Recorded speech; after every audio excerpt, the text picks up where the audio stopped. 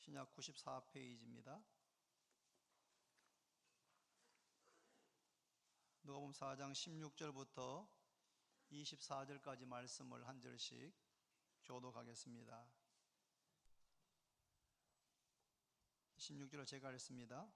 예수께서 그 자라나신 곳 나사렛에 이르사 안식일에 늘 하시던 대로 회당에 들어가서 성경을 읽으려고 서심해 선지자 이사야의 글을 들이거늘 책을 펴서 이렇게 기록된 데를 찾으시니 곧 주의 성령이 내게 임하셨으니 이는 가난한 자에게 복음을 전하게 하시려고 내게 기름을 부으시고 나를 보내사 포로된 자에게 자유를, 눈먼 자에게 다시 보게 함을 전파하며 눌린 자를 자유롭게 하고 주의 은혜의 해를 전파하게 하려 하심이라 하였더라. 책을 덮어 그 맡은 자에게 주시고 앉으시니 회당에 있는 자들이 다 주목하여 보더라. 이에 예수께서 그들에게 말씀하시되 이 글이 오늘 너희 귀에 응하였느니라 하시니 그들이 다 그를 증언하고 그 입으로 나오는 바 은혜로운 말을 놀랍게 여겨 이르되 이 사람이 요셉의 아들이 아니냐. 예수께서 그들에게 이르시되 너희가 반드시 의사야 너 자신을 고치라 하는 속담을 인용하여 내게 말하기를 우리가 들은 바 가버나움에서 행한 일을 내 고향 여기서도 행하라 하리라. 같이 읽습니다.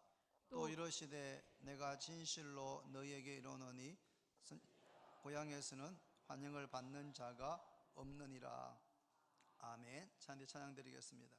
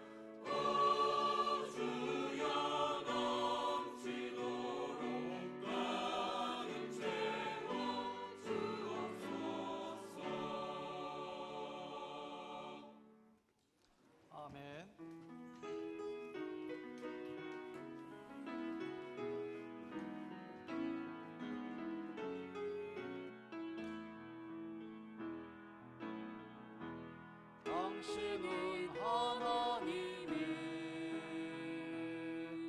언약 안에 있는 축복의 통로 당신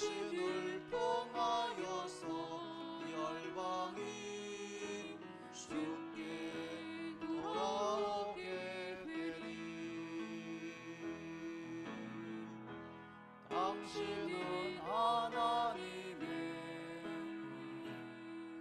언약 안에 있는 축복의 통로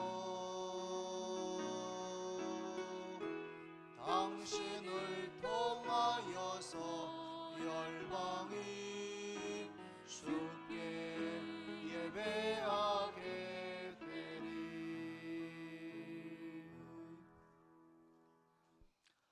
할렐루야. 은혜로운 찬양 감사를 드립니다. 지난 한 달 동안, 그러니까 5월 4일부터 IWT는 임팩트 월드 투어의 약자입니다. 머릿말인데, 임팩트 월드 투어, 전 세계를 다니면서 공연하면서 복음을 전하는 그런 선교단체입니다. 이 IWT가 대구에 와서 한 달간 지내면서 15개의 중고등학교, 또 11개의 교회, 그리고 병원, 또 동성로, 칠곡, 장애인협회 등 35번 이상의 공연을 하면서 복음을 전했습니다. 토요일에는 2번에 걸쳐서 믿는 청소년들을 대상으로 한 집회를 하고, 또 2번은 믿지 않는 청소년들을 초청해서 그들에게 전도하는 그런 집회를 해서 이제 어제까지 거의 모든 사역을 다 마쳤습니다. 한 달 동안 공연하면서 복음을 전했고, 복음의 씨앗을 뿌렸고, 그 씨는 싹이 나고 자라서 열매를 맺게 될 줄로 믿습니다. 지난 2년 동안 2016년 6월부터 해서 지금까지 약 2년 동안 우리 교회는 IWT가 대구에 와서 그렇게 복음을 전할 수 있도록 최선을 다해서 협력했습니다. 예수님께서 말씀하시기를 선지자의 이름으로 선지자를 영접하는 자는 선지자의 상을 받고, 의인의 이름으로 의인을 대접하는 자는 의인의 상을 받을 것이다 라고 말씀하셨는데, 우리 교회 성도들은 다 선교사들은 아닙니다. 그런데 이런 공연하면서 복음 전하는 선교사들을 지난 2년 동안 함께 기도하고, 또 교회에서 숙식을 제공하고 집에서 홈스테이를 하고 하는 여러 가지 형태로 이 IWT의 사역을 도왔기 때문에 하나님께서 그러한 선교사의 상을 우리 교회에게 주시리라고 저는 기대합니다. 내일 이제 IWT 팀이 본국으로 돌아가고 나면 복음을 전할 사명, 전도의 사명이 우리에게 주어지게 됩니다. 오늘 본문 말씀을 통해서 예수님께서 어떻게 전도하셨는지, 또 누구에게 전도하셨는지를 함께 살펴보려고 합니다. 먼저 본문 16절은 이렇게 시작됩니다. 예수께서 그 자라나신 곳 나사렛에 이르사. 예수님이 태어나신 곳은 베들레헴입니다. 그런데 베들레헴에서 예수님께서 탄생하신 것은 기적 중의 기적입니다. 왜냐하면 예수님의 모친 마리아와 또 정혼한 요셉이 살던 동네는 베들레헴이 아니고 갈릴리 지역에 있는 나사렛이라는 동네입니다. 그런데 나사렛에서부터 베들레헴까지는 이동 거리가 구글 맵을 가지고 확인해 보니까 157km입니다. 157km. 하루에 20km씩 이동한다고 해도 일주일이 걸리고 임산부를 데리고 갔기 때문에 어쩌면 열흘, 보름 가까이 걸리는 아주 먼 거리에 가서 아기를 출산하게 됩니다. 그렇게 된 것은 로마의 황제, 아구스도 황제, 세계는 옥타비아누스 황제가 호정령을 내렸습니다. 로마 제국에 있는 모든 민족, 모든 사람들은 각기 자신의 고향 땅에 가서 호적하라, 그렇게 명령을 내렸습니다. 요셉은 다윗의 후손이기 때문에 다윗의 고향인 베들레헴으로 호적하기 위해서 갔고, 그때 자신과 정혼한 자신의 아내인 마리아를 데리고 갔는데 그때 마리아는 이미 임신을 한 상태였습니다. 베들레헴에 도착해서 얼마 있지 않아서 마리아가 아기를 출산하게 되는데 그때 호적하기 위해서 멀리에서부터 오고 가는 사람들이 많았기 때문에 사관, 지금 말하면은 그런 여관이나 호텔 같은 숙소가 방이 하나도 없었습니다. 그래서 겨우 요셉과 마리아가 지내게 된 곳이 가축들이 지내는 마구간에서 지내게 되었고, 아기를 낳아가지고 그 아기를 구유 위에, 구유는 가축들의 먹이통 아닙니까? 그 구유 위에 누였습니다. 하나님의 아들, 지극히 높으신 하나님의 아들이 이 땅에 오셨는데 왕궁에서 비단으로 된 그런 침대에 누이신 것이 아니고 베들레헴 마구간에서 태어나시고 누일 곳이 없어서 구유 위에 누이셨습니다. 지극히 높으신 하나님의 아들이 지극히 낮아지신 것을 우리에게 보여주고 있는 것입니다. 로마 황제는 자기 나름대로의 목적을 가지고 호정령을 내렸을 겁니다. 군대를 동원하기 위해서 혹은 세금을 더 거두기 위해서 그런 목적으로 천하 모든 백성들이 호적하라고 했는데 그 배후에 역사하신 분은 하나님이십니다. 할렐루야. 왜냐하면 구약 성경 미가서를 읽어보면 장차 메시아가 베들레헴에서 탄생될 것이다, 이스라엘을 다스릴 자가 베들레헴에서 탄생될 것이라고 예언되어 있었기 때문입니다.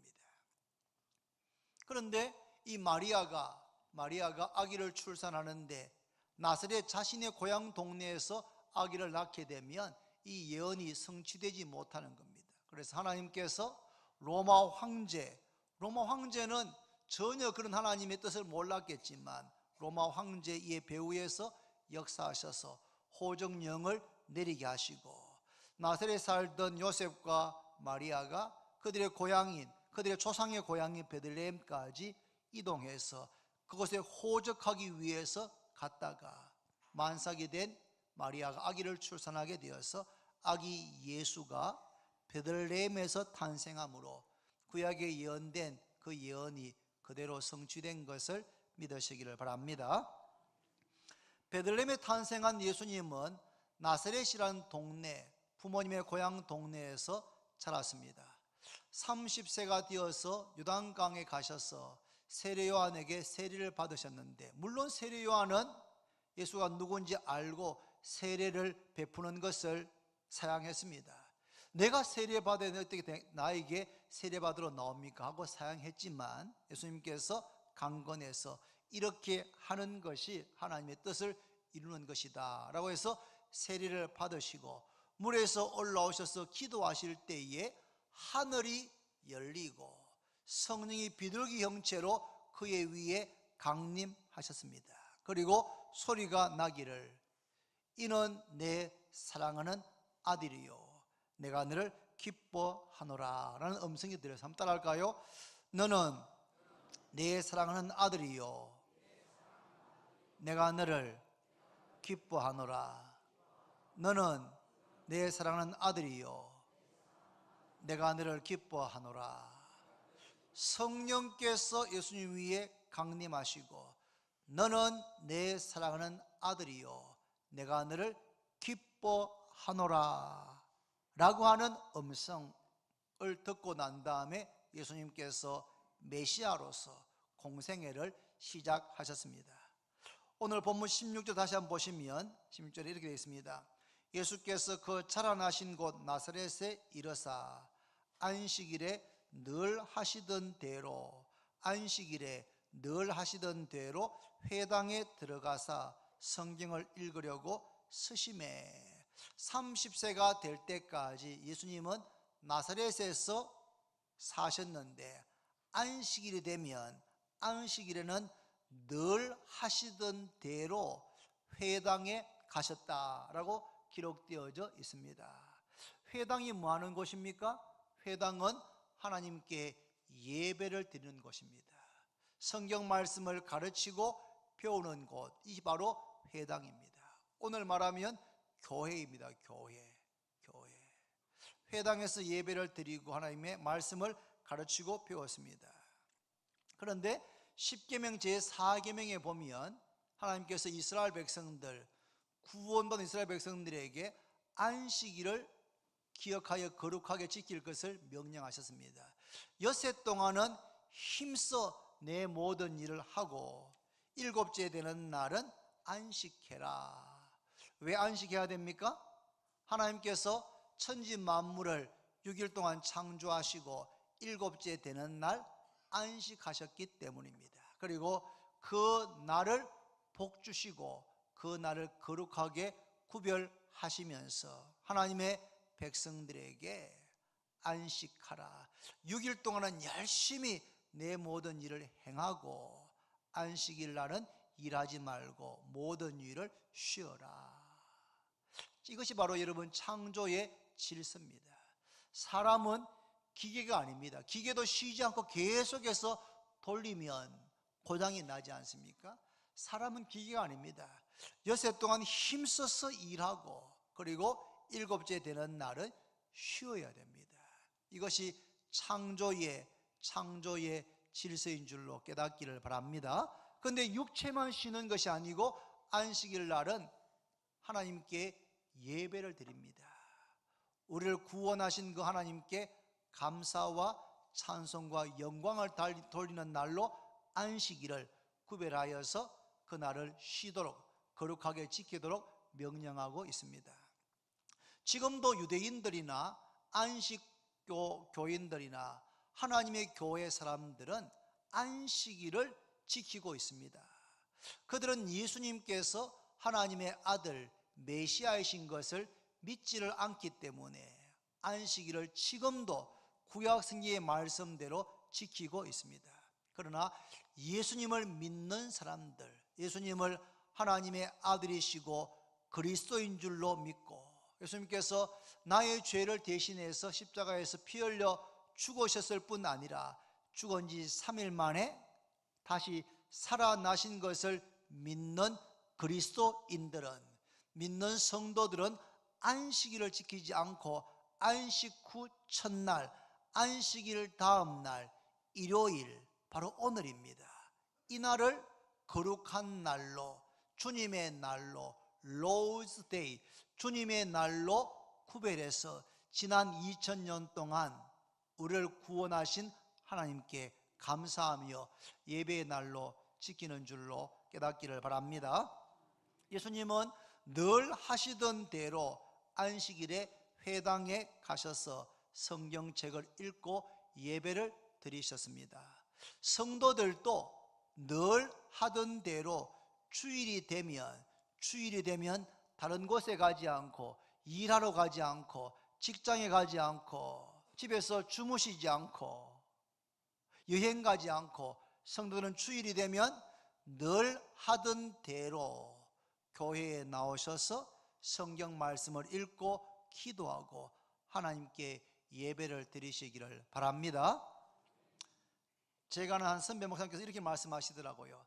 아무리 믿음이 좋은 사람도 3주 연속 주일 예배를 빠지니까 믿음이 흔들립디다. 저는 그 말씀이 상당히 마음에 와닿았습니다. 첫 주는 무슨 일이 있어가지고 어쩔 수 없이 빠졌는데 그 다음 한 주, 그 다음 한 주, 3주 연속해서 주일 예배를 빠지게 되면 아무리 믿음 좋은 사람도 믿음이 흔들리게 되는 것을 보았다라는 이야기를 들었고 그 말씀이 참 일리가 있는 것 같습니다.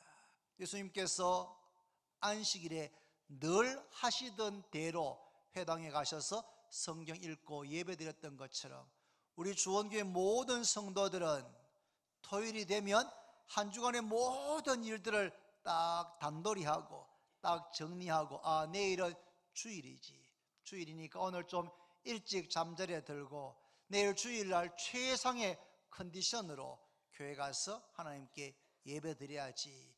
예배 드릴 때 하나님께서 기쁘시게 받으시는 그런 예배를 드려야지. 내가 예배 드리다가 졸거나 졸아서 예배 인도하시는 목사님에게 누가 되지 않게 해야 되겠다, 그런 마음으로 토요일날은 주일을 준비하고, 그리고 주일이 되면 늘 하던 대로 교회에 와서 예배를 드리시는 우리 주원교회 성도가 되기를 바랍니다. 주일 한 주일 빠지는 것을 큰일 나는 것처럼 절대로 주일날 빠지지 않겠다는 그런 마음을 가지고 신앙생활을 해야지 믿음의 뿌리가 깊이 내려지게 되는 줄로 믿습니다. 회당에 들어가시니까 회당에 있는 한 사람이 예수님께 선지자 이사야의 글을 가지고 와서 그 두루마리 책을 주었습니다. 그때는 이런 책이 아니고 두루마리로 된 책에 이사야 선지자가 했던 기록이 필사 사본되어져 있는 그 책을 갖다 주시니까 예수님께서 그 책을 쭉 넘기셔가지고 한 부분을 찾아서 읽으셨는데, 그 내용이 지금 18절 19절에 나와 있습니다. 같이 한번 읽어볼까요? 여러분 다 같이 18, 19절. 주의 성령이, 다 같이 시작. 주의 성령이 내게 임하셨으니 이는 가난한 자들에게 복음을 전하게 하시려고 내게 기름을 부으시고 나를 보내사 포로된 자에게 자유를, 눈먼 자에게 다시 보게 함을 전파하며 눌린 자를 자유롭게 하고 주의 은혜의 해를 전파하게 하려 하심이라 하였더라. 그런데 이 말씀은 이사야서 61장 1절과 2절에 기록된 말씀입니다. 그 말씀을 읽으셨는데 주님께서 그 말씀을 읽은 그 내용이 누가가 기록할 때에 조금 다르게, 약간 다르게 기록했습니다. 한번 이사야 61장을 한번 볼까요? 화면이 됩니까? 함께 찾습니다, 여러분. 이사야서 61장입니다. 이사야 61장 구약성경 1042페이지 이사야 61장 1절 2절 말씀을 같이 읽습니다. 이 말씀을 읽으셨는데 한번 앞에 읽었던 거 한번 비교 한번 해보시면 이렇습니다. 1042페이지 같이 읽습니다. 시작. 주 여호와의 영이 내게 내리셨으니 이는 여호와께서 내게 기름을 부으사 가난한 자에게 아름다운 소식을 전하게 하려 하심이라. 나를 보내사 마음이 상한 자를 고치며 포로된 자에게 자유를, 갇힌 자에게 노임을 선포하며 여호와의 은혜의 해와 우리 하나님의 보복의 날을 선포하여 모든 슬픈 자를 위로하되. 이 말씀을 읽으셨는데 누가가 기록할 때 조금 수정한 부분이 있습니다. 두 이렇게 비교하면 좋은데, 앞부분에 나오는 주 성령이 라고 되어 있는데 이사야서는 주 여호와의 영이 내게 임하셨고 기름을 부으셔서 가난한 자에게 아름다운 소식, 복음을 전하게 하신다는 내용은, 표현은 약간 차이가 나지만 거의 그 내용은 같습니다.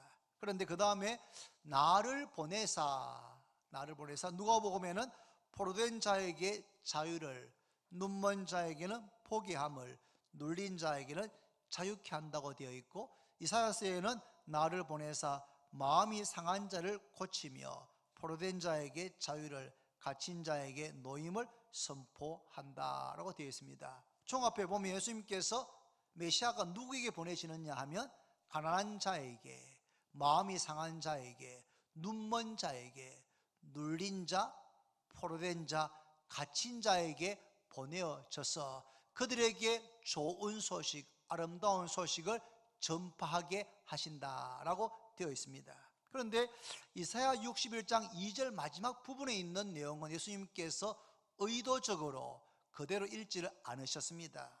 이렇게 되어 있습니다. 이사야 61장 2절 마지막에는 여호와의 은혜의 해와 우리 하나님의 보복의 날을 선포하여 라고 되어 있는데, 누가 보면은 주의 은혜의 해를 전파하게 하려 하심이라고 하면서 우리 하나님의 보복의 날, 선포했다는 내용을 읽지 않고 생략하고 있는 것을 볼 수가 있습니다. 이건 무슨 의미냐 하면 예수님께서 오심으로 은혜의 시대, 은혜의 해, 메시아 시대가 시작된 것을 이렇게 이사야서를 읽으시면서 선포하고 있습니다. 그런데 이사야서에는 우리 하나님의 보복의 날이 있을 것이다 라고 했는데 그 부분은 예수님께서 읽지 않고 생략하셨는데 그 이유는 우리 하나님의 보복의 날, 즉 심판의 날은 언제입니까? 주님께서 다시 오실 때, 주님께서 재림하실 때 하나님의 심판이 임하게 되는 것입니다. 그래서 예수님께서는 그 부분은 읽지 않으시고 주의 은혜의 해를 전파하게 하셨다라고 읽으신 것을 깨닫게 됩니다. 이 말씀을 읽고 난 다음 예수님께서 그 두루마리 책을 맡은 사람에게 건네주시고는, 그리고는 그 자리에 앉으시니까 회당에 있는 모든 사람들의 눈이 예수님의 입에게 쏠렸습니다. 도대체 이사야서의 말씀을 읽고 난 다음에 그 다음에 무슨 말씀을 하실까? 눈을 크게 뜨고 보고 있는데 예수님이 이렇게 말씀하십니다. 한번 따라할까요? 이 글이 오늘 너희 귀에 응하였느니라.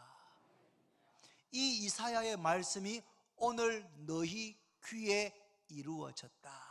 이 이사야서의 말씀, 약 700년 전에 기록된 앞으로 장차 메시아가 오실 것이라고 말씀하셨는데 그 예언대로 메시아인 내가 이 땅에 오게 되었다.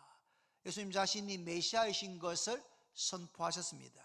그뿐 아니라 이제부터 메시아로서 아름다운 소식, 복된 소식, 복음을 가난한 자들에게, 눈먼 자에게, 마음이 상한 자에게, 포로되고 갇히고 눌린 자에게 전파하게 될 것이다 라고 말씀하셨습니다. 회당에 있는 사람들 예수님 말씀을 듣고 깊은 감동을 받고 깜짝 놀랐습니다. 여러분, 그러나 말씀을 듣고 깜짝 놀라고 감동을 받는 것으로 끝나는 것은 부족합니다. 왜냐하면 말씀을 듣고 말씀을 들은 그 결과, 그 열매는 믿음입니다. 믿음은 들음에서 나고 들음은 그리스도의 말씀으로 말미암느니라. 말씀을 들을 때마다 그 말씀이 여러분들의 믿음을 새롭게 하시기를 바랍니다. 말씀을 들을 때마다 없던 믿음이 생기고 약한 믿음이 더 견고하고 강해져야 하는 것입니다. 말씀을 듣고 난 다음에 아이고 오늘 이 목사 말씀 참 잘 전하대, 오늘 참 흥미롭대, 참 좋은 말씀이대, 그래 끝나면 아무 소용이 없는 겁니다. 그런 이야기 듣기 위해서 제가 말씀을 준비하는 것도 전하는 것도 아닌 것입니다. 말씀을 듣고 난 다음에 그 열매는 말씀의 내용이시고 주인공이신 예수님을 믿는 믿음을 갖게 되는 것, 이것이 바로 말씀을 듣는 결과요 열매인 줄로 깨닫기를 바랍니다.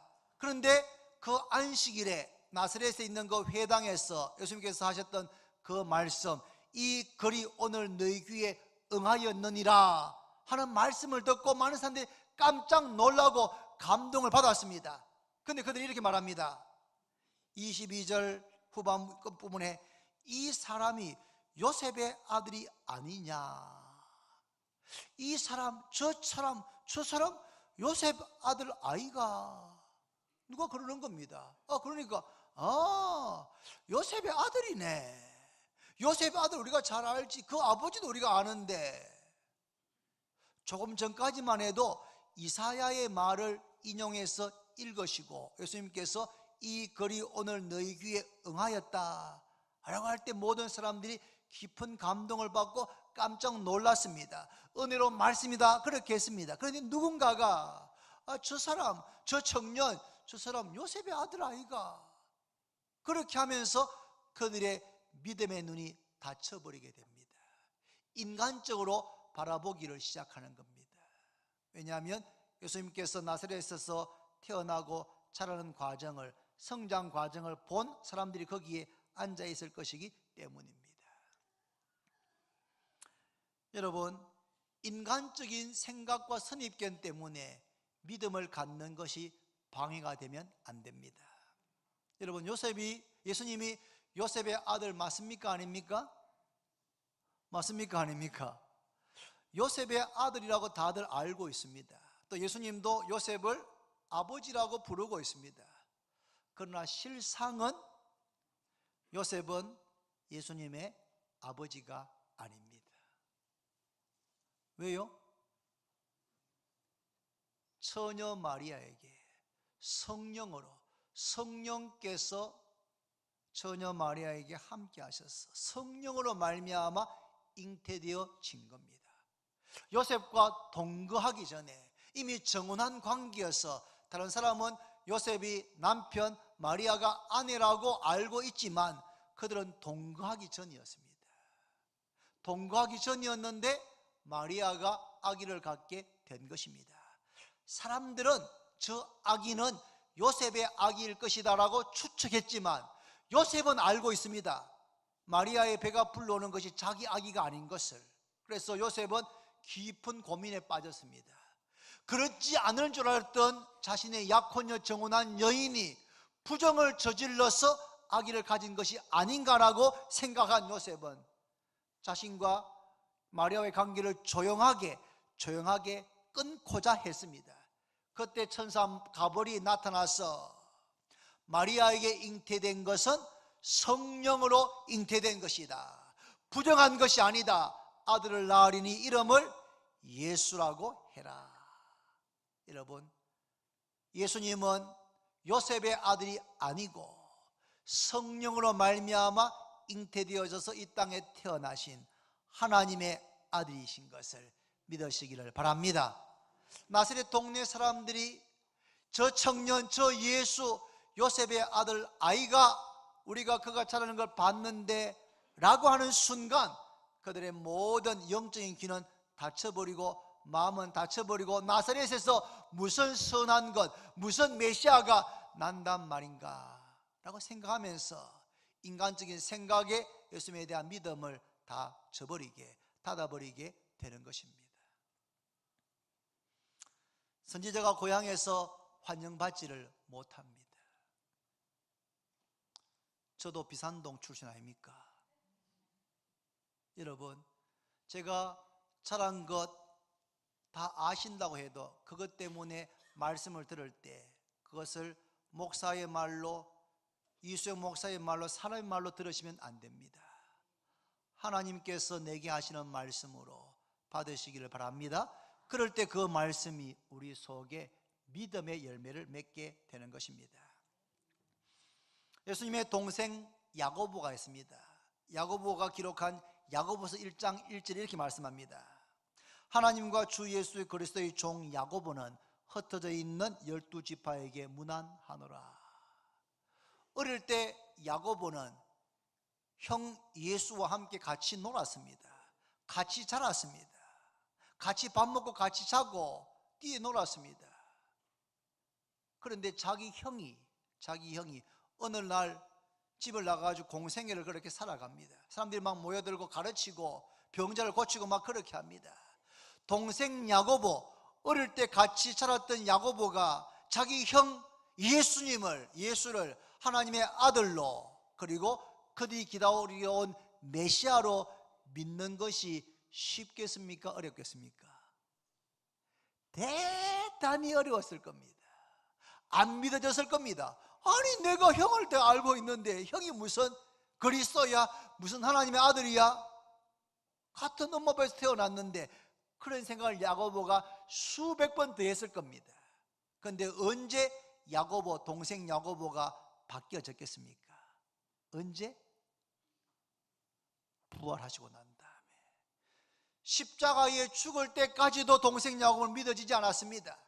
그런데 예수님께서 죽으시고 부활하셔서 40일 동안 계시면서 케바에게 보이시고 12제자에게 보이시고 500여 행제에게 보이시고, 그들의 대다수는 지금 살아있고, 그 다음에 보면은 야고보에게 보이시고, 그 야고보는 예수님의 제자 야고보가 아니고 동생 야고보입니다. 동생 야고보에게 예수님께서 나타나서 보이신 겁니다. 그 부활을 목격하고 난 다음에 동생 야고보의 생각이 바뀌어졌습니다. 내가 이제까지는 예수가 나의 형으로 알았는데 예수님은 하나님의 아들이시고 메시아구나. 그의 생각이 바뀌어져서 야고보서 기록할 때 하나님과 주 예수의 동생 야고보라고 하지 않고 하나님과 주 예수 그리스도의 종 야고보는 이라고 고백하고 있습니다. 예수님을 자신의 주님으로, 자신의 그리스도로 고백하고 자신은 예수 그리스도의 종이라고 야고보가 고백하는 것을 들을 수가 있습니다.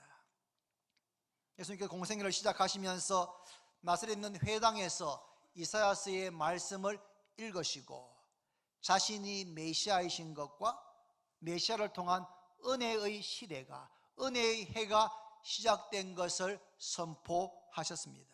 그리고 가난한 자들, 마음 상한 자들, 눈먼 자들, 갇힌 자들, 포로된 자들에게 좋은 소식, 복음이 전파되어지고 치유가 일어나고 자유케 되고 구원하게 되는 역사가 일어날 것이다라고 말씀하셨을 뿐만 아니라 이때부터 3년 동안 주님은 잠잘 시간도 별로 없을 만큼, 음식 잘 쏠 시간도 별로 없을 만큼 몰려오는 병자들을 고치시고 치유하시고 귀신들을 내어 쫓으시고 눌린 자들, 포로된 자들을 자유케 하시고 아름다운 소식, 복음을 전파하시는 일에 전심전력을 다 하셨습니다.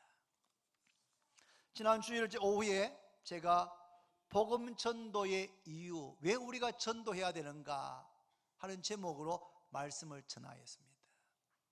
여러분, 주일 오전에 오신 성도들은 오후 예배에 꼭 참석해야 됩니다. 특별히 세례 교인들, 재직되시는 분들은 주일날 오전 예배만 드리시면 안 됩니다. 주일 오후 예배도 꼭 참석해야 됩니다. 지난 주일 오후에 복음 전도의 이유, 왜 우리가 전도해야 되는가라는 제목으로 말씀을 전했습니다. 왜 전도해야 됩니까? 주님께서 명하셨기 때문입니다. 그러므로 너희는 가서 모든 민족을 제자 삼고 모든 사람, 모든 민족에게 복음을 전파하고 제자 삼으라 주님께서 명하셨습니다. 우리가 전하지 않으면 아무도 자기 힘과 노력으로는 복음을 깨달을 수도 구원을 받을 수도 없습니다. 우리가 전하지 않으면 사랑하는 가족, 가까운 친구, 이웃이 예수 믿지 않고 이 세상을 떠나게 되면 그 안타까움과 후회스러운 마음은 이루 말할 수 없을 만큼 클 것입니다. 그래서 살아있을 때에, 복음을 전할 수 있을 때에 복음을 전해야 합니다. 왜 복음 전해야 됩니까? 우리가 복음 전해서 그 사람이 믿고 회개하고 구원받게 되면 하늘에서는 하나님 아버지께서 죽은 줄 알았던 사람 아들이 살아서 돌아올 때에 그 아버지가 송아지 잡고 잔치하며 기뻐하는 것처럼 죄인 한 사람이 회개하고 돌아올 때 하나님께서 그렇게 기뻐하시기 때문에, 하나님께서 가장 최고로 기뻐하시는 일이기 때문에 우리가 복음을 전해야 될 줄로 믿습니다.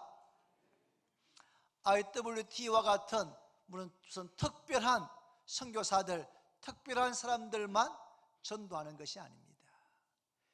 예수님을 믿는, 예수를 믿는 모든 성도들은 복음을 전해야 될 사명이 있습니다. 예수를 전해야 될 사명이 있습니다. 예수를 전해야 될 사명이 있습니다. 누구에게 복음을 전해야 됩니까? 우린 생각하면 인간적으로 좀 괜찮은 사람에게 복음을 전하고 싶은 마음이 솔직히 있지 않습니까? 교양도 있고 공부도 좀 많이 하고 사는 것도 좀 넉넉하고 사회적으로 좀 잘된 사람, 그리고 젊은 사람, 그런 사람들에게 좀 복음을 전하고 교회로 데리고 싶은 그런 마음이 우리에게 있을 수가 있습니다. 전도가 안 되는 이유가, 교회가 부흥되지 않는 이유가 교회 주변에 아파트 단지가 없어서 다른 데는 칠곡도 성서도 뭐 저 동구에는 뭐 아파트가 막 이렇게 지어지는데 이 비산동은 30년 전이나 40년 전이나 지금이나 별 차이 없이 아파트가 없어가지고 전도가 안 되고 부흥이 안 된다, 그런 말씀들 하시지 않습니까? 이 동네 아파트만 지어지면 전도가 잘 되고 부흥될 텐데 라는 생각을 하십니까? 그런 관점에서 보신다면 예수님의 전도 대상자는 정말 충격적입니다. 하나님의 아들이 이 땅에 오셨습니다. 그러면 누굴 상대해야 되겠습니까? 우리 생각에는 왕이나 왕족이나 귀족이나 그 당시에 최고의 엘리트들, 지성인들, 이런 사람들 만나가 상대하고 그들에게 구원의 소식을, 그들에게 복음을 전해야 될 것 같습니다. 그런데 이사야서의 말씀에 따르면 주의 성령께서 임하실 때에 나를 보내셔서 누구에게요? 가난한 자들에게, 마음 상한 자들에게, 눈먼 자들에게, 포로된 자에게, 갇힌 자에게, 눌린 자에게 아름다운 소식, 복음, 구원의 소식을 전파하게 하신다 라고 말씀하고 있습니다. 예수님께서는 부유한 자들을 찾아서 가지 않았습니다. 예루살렘에 가서 최고의 지성인들, 엘리트들 찾아가지 않았습니다. 예수님 공생의 3년 동안에 늘 찾아갔던 사람들, 그 주변에 있었던 사람들은 다 가난한 사람들이었습니다. 병든 사람들이었습니다. 소외된 사람들이었습니다. 죄인이라고 일컬어지는 세리들, 창녀들, 인간 대접받지 못했던 사람들, 장애인들, 이런 사람들이 예수님 주변에 몰려들었고 그런 사람들을 주님께서 찾아가셔서 복음을 전하셨습니다. 왜 예수님께서 가난한 사람들, 눌리고 포로되고 눈멀고 이런 사람들에게 찾아가셨겠습니까? 왜 그들에게 복음을 전하셨겠습니까? 그 이유는 한 가지입니다. 그들의 마음이 가난하기 때문입니다. 그들의 마음이 가난하기 때문에, 그들의 마음이 가난하기 때문에 아름다운 소식, 복음을 전할 때에 그 복음을 받아들일 준비가 된 것입니다.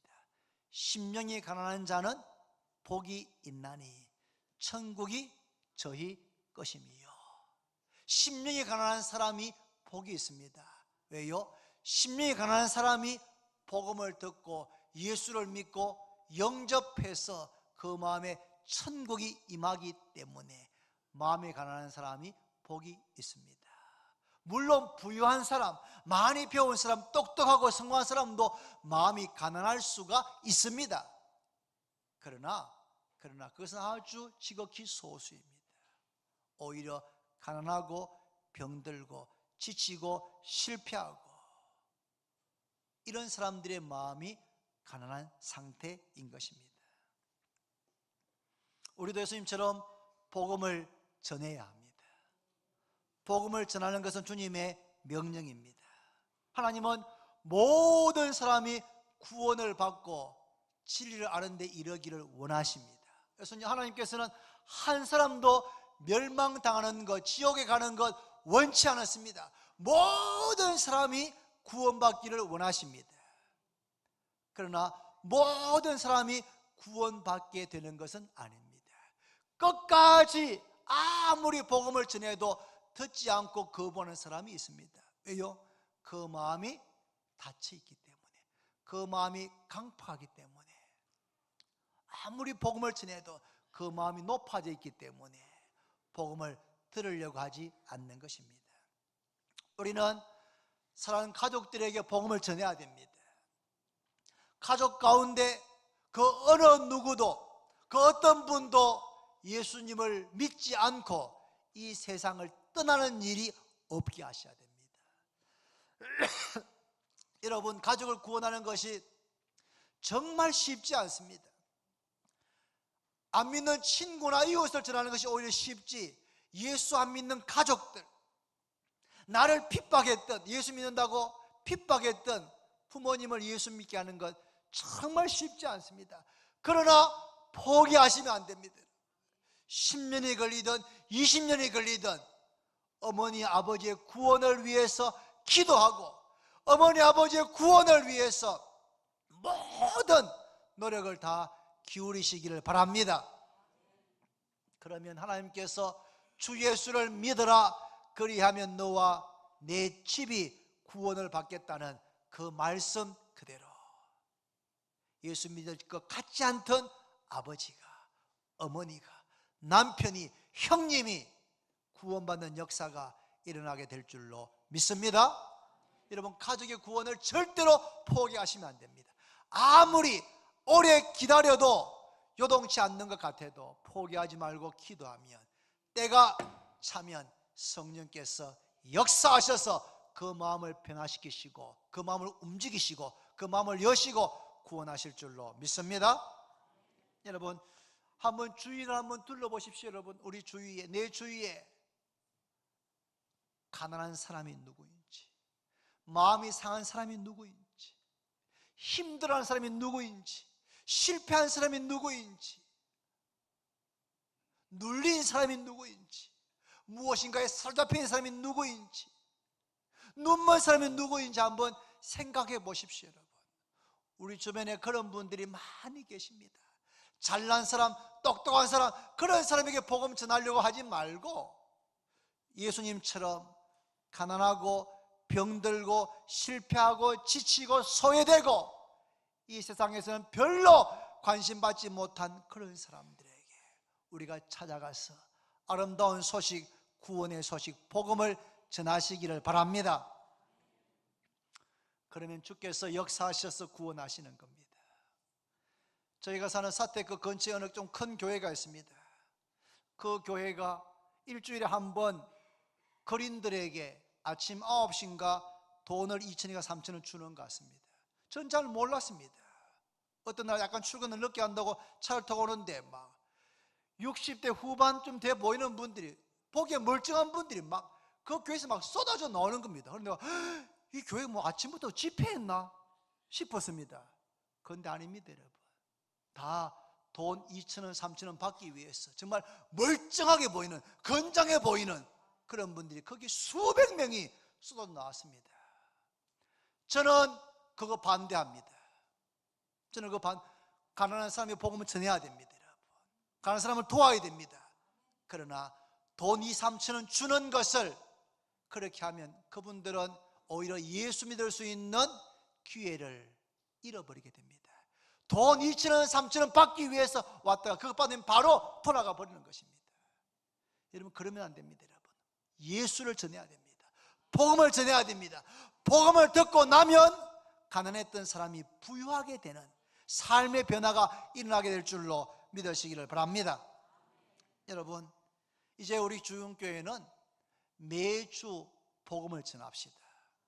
우리 주흥교회 모든 성도들은 매주 가족이든 직장의 동료든 이웃이든 누구든지 간에 일주일에 한 번 이상씩 예수를 전합시다. 복음을 전합시다. 전도지를 건넬 수도 있고 교회 주보를 줄 수도 있고 가까운 친구, 동료에게 우리 교회 한번 가보지 않겠느냐고 할 수도 있고, 아니면 내가 믿는 예수를 소개할 수도 있습니다. 일주일에 한 번 이상 내가 믿는 예수를 내 가족, 내 친구, 동료, 이웃들에게 한 번 이상 전합시다. 그리고 한 달에 한 사람 이상씩을 교회로 인도해 오십시다. 여러분, 인도에 한 번 이상씩 매주 예수를 전하고 복음을 전하고, 그리고 마음이 상한 사람들, 낙심한 사람들, 정말 지푸라 잡고 싶은 그런 사람들에게 우리 한번 교회로 가면은 당신의 그 삶이 변화될 수 있습니다. 분명히 변화될 겁니다. 한번 같이 가십시다. 그렇게 해서 그 가난하고 소외되고 외롭고 절망 가운데 있는 사람들을 모시고 교회에 오시면 그분들이 예수님을 만나게 될 때에 그의 삶에 놀라운 변화가 일어나게 될 줄로 믿습니다. 눌린 자들이 자유케 됩니다. 마음과 몸이 병든 자들이 치유하게 됩니다. 가난한 자들이 부유하게 되는 그런 구원의 역사가 일어나게 될 줄로 믿습니다. 말씀했습니다. 여러분, 우리 주원교회는 성도님들이 교회에 있든지 집에 있든지 직장에 있든지 학교에 있든지 어디 있든지 간에 예수가 그리스도이심을, 예수가 구원자이심을 날마다 증거하는 것을 중단하지 않는, 특정 몇몇 사람들만이 아니고 일주일에 수요일에 몇 분 나와서 전도지를 나누며 전도하는 것이 아니라 주원교회 예배에 참석한 모든 성도들이 내 삶의 자리에 있는 내 가족과 직장 동료와 친구들에게 일주일에 한 번 이상씩 예수를 전가하는, 복음을 전가하는, 복음 전가하는 일을 거치지 않는 그런 주원교회가 되어서 우리 교회 가운데 구원의 역사가 주님 오실 때까지 계속해서 있게 되기를 바랍니다. 기도드립니다. 하나님 아버지, 감사합니다. 지난 한 달 동안 IWT를 보내어 주셔서 그 공연 선교사들이 대구에 있는 학교, 교회, 동성로, 병원, 장애인협회 등에 가서 공연하며 복음의 씨앗을 뿌리게 하심을 감사합니다. 이제 그들이 오늘까지 사역을 마치고 내일 다 귀국하게 됩니다. 이제는 복음을 전할 사명이 교회에게, 우리 주원교회에게 주어진 줄로 믿습니다. 복음 전하는 일을 목회자나 선교사나 전도사나 몇몇 사람들에게 주어진 것으로 착각하지 않고 예수 믿는 우리 모두에게 주어진 가장 귀한 책임, 가장 귀한 사명인 줄로 알고 아직까지 어두움 가운데 있는, 아직까지 절망 가운데 있는, 고통 가운데 있는 우리 이웃들에게 아름다운 소식, 구원의 소식, 복음을, 예수를 증거하는 우리 주원교회 모든 성도들 되게 하여 주옵소서. 예수님의 이름으로 기도드립니다. 아멘.